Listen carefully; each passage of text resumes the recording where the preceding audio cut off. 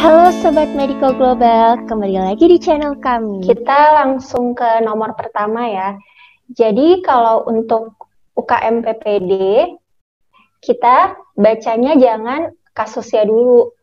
Jadi jangan baca kasus Tuan Sani usia 59 tahun, bla bla bla, itu kelamaan.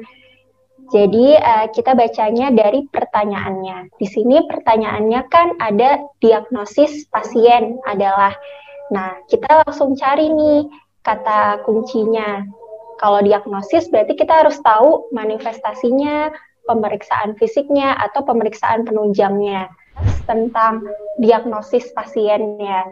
Di sini ditemukan gejalanya pasiennya itu usianya 59 tahun, udah relatif tua ya. Nah, kemudian gejalanya ada mudah marah, gangguan fungsi eksekusi dan emosi, namun tidak ditemukan gangguan fungsi visual dan memori. Dari pemeriksaan fisik, status generalis sama status neurologisnya juga nggak ada kelainan dalam batas normal. Jadi, kemungkinan diagnosis pasiennya adalah peak disease atau demensia frontotemporal. Nah, mungkin di sini masih ada yang masih bingung tentang demensia. Jadi, demensia itu apa sih? Jadi, demensia itu adalah penurunan fungsi intelektual, baik memori, behavior, maupun thinking atau cara berpikir dibanding sebelumnya. Sifatnya itu kronis, jadi bedakan demensia sama delirium. Kalau demensia itu dia sifatnya kronis, lebih dari 6 bulan, di mana dia cukup berat sehingga nantinya mengganggu aktivitas sehari-harinya. Kan ada tuh yang namanya pikun. Kalau pikun itu normal part of aging, tapi kalau demensia not normal part of aging. Kenapa? Karena kalau pikun itu dia lupanya hal-hal yang detail, itu wajar, kayak lupa naruh barang di mana. Kita aja yang muda suka lupa naruh barang di mana. Nah, kalau demensia ini mengganggu aktivitas sehari-harinya, jadi dari dia susah buat berpakaian atau susah buat makan, itu demensia. Nah, untuk diagnosanya sama ya, nyanyian Indonesia Raya dari anamnesis, pemeriksaan fisik, pemeriksaan penunjang. Tapi yang perlu ditekankan kalau kita curiga pasien itu demensia adalah domain kognitifnya. Jadi kita tanyain kognitifnya itu ada 4A, amnesia, afasia, apraksia, sama agnosia. Amnesia itu kita gali lupanya, jadi lupanya dia tuh jangka pendek atau jangka panjang, terus onset lupanya itu kapan. Kemudian afasia, ada gangguan dalam hal berkomunikasi atau enggak sama orang-orang sekitar, atau dia nggak paham omongan orang lain. Kemudian apraksia, kayak kemampuan dia motoriknya tuh gimana, dia yang gampang kayaknya dia susah nggak pakai baju atau susah nggak pakai alat makan kayak sendok atau garpu belakangan ini. Kemudian yang terakhir agnosia. Agnosia ini kemampuan dia mengenali sesuatu, kayak misalnya barang atau mengenali keluarganya, dia udah mulai lupa.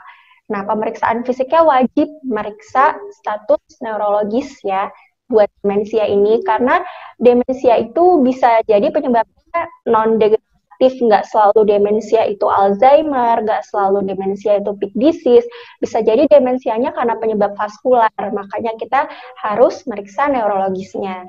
Kemudian untuk pemeriksaan kognisi ini kan ada banyak ya, ada 8 ini ada 8 pertanyaan, kemudian ada MMSE, terus gambar, log drawing test, ada MoCA, Montreal Cognitive Assessment, sama Lawton. Nah, kalian kalau ambil pusing, kalian ambil aja yang praktis MMSE kalau untuk mendiagnosa demensia.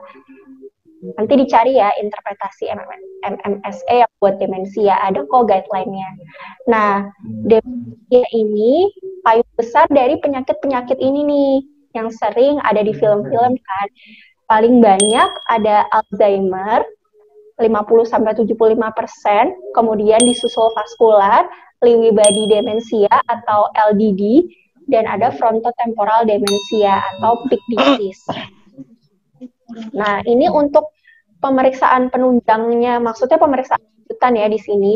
Untuk progresivitas, derajat keparahan, deteksi gejala non-kognisi, ini pemeriksaan lanjutan kalau kita udah pasti diagnosisnya mengarah ke demensia. Nah, untuk laboratorium ini wajib ya diperiksa kayak hematologi rutin, elektrolit, glukosa, fungsi tiroid, vitamin B12 untuk cari komorbidnya. Karena kalau komorbidnya nggak disembuhin, demensianya juga lamban penyembuhannya. Kemudian neuroimaging untuk cari penyebab vaskular tadi. Kemudian tambahan ini nggak wajib diperiksa. Tambahan ini kalau misalnya kita curiga ada penyakit tertentu kayak sifilis, HIV, atau demensia disertai kejang, mau cari vokalnya, itu baru kita periksa. Nah, kenapa diagnosis pasiennya FTD? Kita ulangin lagi ya, tadi gejala mudah marah, ada gangguan emosi dan juga emosi. Nah, dia itu masuk FTD. Jadi FTD ini daerah frontal temporal kan. Gampangnya lobus frontal sama temporal itu fungsinya buat apa sih? Buat eksekusi, memori, behavior. Nah, itu kan fungsi frontal temporal kan. Terus buat bahasa juga, jangan lupa area Broca ada di daerah sana juga kan. Jadi manifestasi klinisnya bisa berupa behavior, bisa berupa language. Nah, pasien ini dia gejala klinisnya itu yang varian behavior, di mana dia tadi ada gangguan kemampuan eksekusi, kemudian dia juga mudah marah.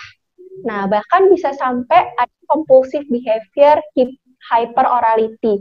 Jadi dia tuh apetitnya meningkat, nafsu makannya meningkat, itu bisa sampai terjadi di peak disease. Kemudian ada juga yang gangguan bahasa. Jadi gangguan bahasa ini bisa berupa produksi dari suaranya, produksi dari speech ya maksudnya, kemudian word finding, comprehension, pemahaman dia, sama grammar dia. Bisa juga mix dari keduanya. Nah, kenapa bukan Alzheimer? Karena tadi tidak ditemukan gangguan. Kalau Alzheimer itu, dia contohnya ke memory loss. Bahkan memory loss-nya itu berawal dari jangka pendek, jangka panjang, sampai dia disoriented. Kebanyakan Alzheimer ini matinya karena bedridden, karena tirah baring yang lama. Alzheimer disease ini karena dia suka disoriented, keluar rumah, jalan-jalan sendiri gitu, makanya dikurung di rumah atau tirah baringin di kamar kan, nanti matinya tuh bisa karena infeksinya, karena pneumonianya, atau karena meningitisnya, itu kalau Alzheimer disease. Nah, kalau vascular disease nih gampang, tinggal demensia, ketemu defisit neurologis, terus periksa penunjang mendukung adanya cerebrovascular disease, kita udah bisa diagnosis vaskular demensia. Nah, belakangan kan masih banyak yang bingung ya, Lewy body demensia sama Parkinson. Apa sih bedanya? Jadi, kalau Lewy body itu dia ada fluktuasi atensi, fluktuasi kognisi, kemudian juga ada gangguan fungsi eksekutif, dan halu dia, ada halu visual. Nah, nanti gejala ini baru diikutin motor symptoms. Motor symptoms yang TRAP itu, yang khas Parkinson, tremor, rigidity, terus akinesia atau bradykinesia, sama postural instability. Kalau Parkinson disease, dia motor symptoms duluan, baru gangguan kognisi. Itu simpelnya. Untuk yang lainnya nanti bisa dibaca sendiri ya.